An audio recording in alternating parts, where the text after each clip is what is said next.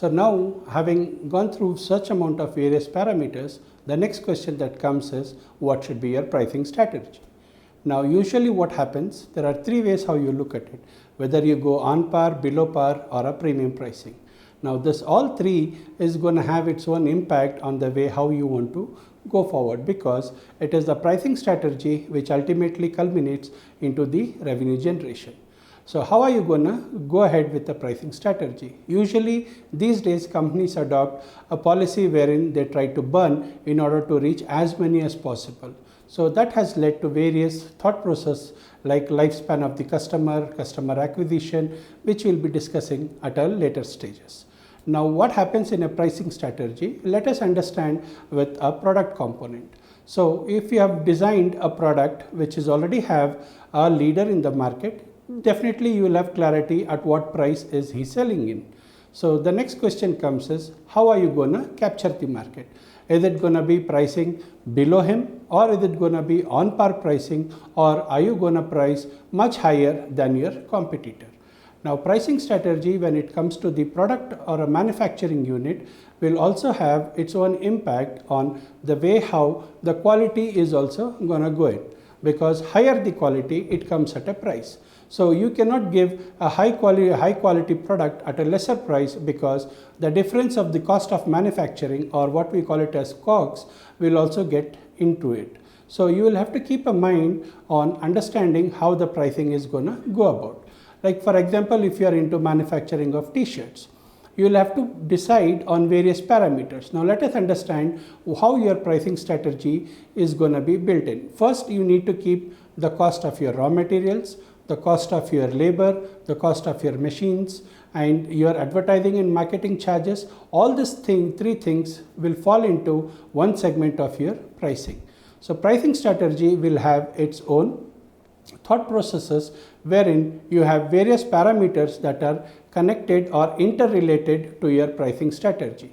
You might have a headphone which is going to cost you X amount, and you have one more headphone which is much more higher than it.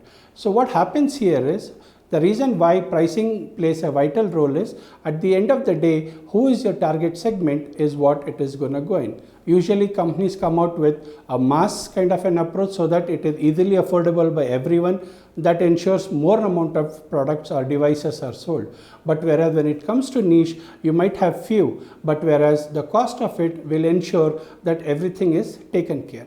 Whatever pricing strategy that you put it across should ensure that there is a revenue that comes in, and there is a difference between your selling price and your cost price, because end of the day it is these margins or the so-called profits that are going to drive your business.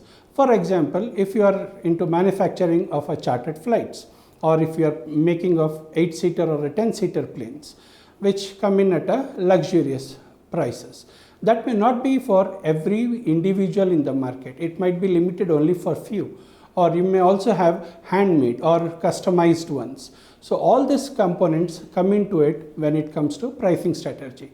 You might have a car with X brand having a huge amount of price because it might be handmade or customized made, or whatever things that fall into it. So pricing strategy cannot be same across all the products. Now let us understand it in terms of services.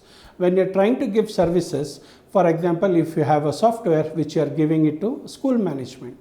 Now what happens here is, the bargaining comes into question, or the negotiating component comes in here. So you should ensure that there is some buffer that is kept in, because at the end of the day, the customer should feel satisfied, yes, I have won the war by reducing the price. So pricing strategy should also include some amount of buffer. When it comes to a typical product manufacturing, the product manufacturing cost may not be huge, but whereas you need to keep in mind your distributor cost, your stockist margins, your retailer margins, and to what the end consumer is going to pay for. Now, any variation in these three will automatically have an impact on the end price, or what you call it as MRP, or the maximum retail price. Now, MRP is something which you can decide by yourself, keeping in mind, yes, this is what I'm going to sell it. Now, is it going to be bought is next question. So you have to understand, if I'm going to compete with an X person or a Y company, will my product be bought? It is not just about saying my product is worth X amount. If there are no buyers, then there is no point in it, because the pricing is the end consumer's decision based on his purchasing power parity, on which he decides whether he wants to buy it or not. And also you need to understand, is your product a necessity or a luxury? For a necessity product, it could be a pricing which is always in the mid segment, because it needs to reach out to mass number of people. If you are having a pen which is just a use and throw, you can price it at 5 rupees, keeping in mind your cost of production, your labor, your transportation, your logistics, everything, and having a slender margin.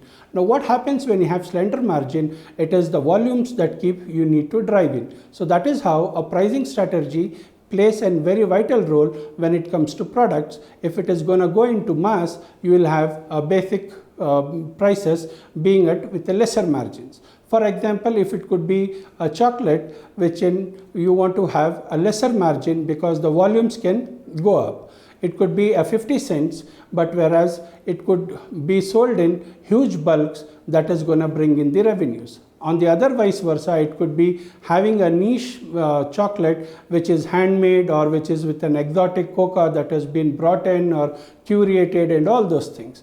For example, you could have seen the difference even when you are buying tea brands. Some tea will be at a minimum, some will be at maximum. Why does this difference come in? It is based on the quality, the reach, and all those components that are involved into it, which you have been discussing in this video, plays a vital role for your pricing strategy.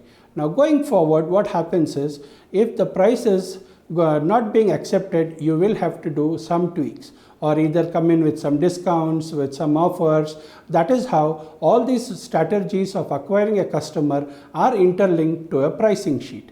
Now, if you analyze in the whole due course of this course, you have seen that each and every factor is interrelated to the other one, and one's performance depends on the performance of other. That is how a 360-degree approach needs to be brought in when you are writing a financial plan or a business plan.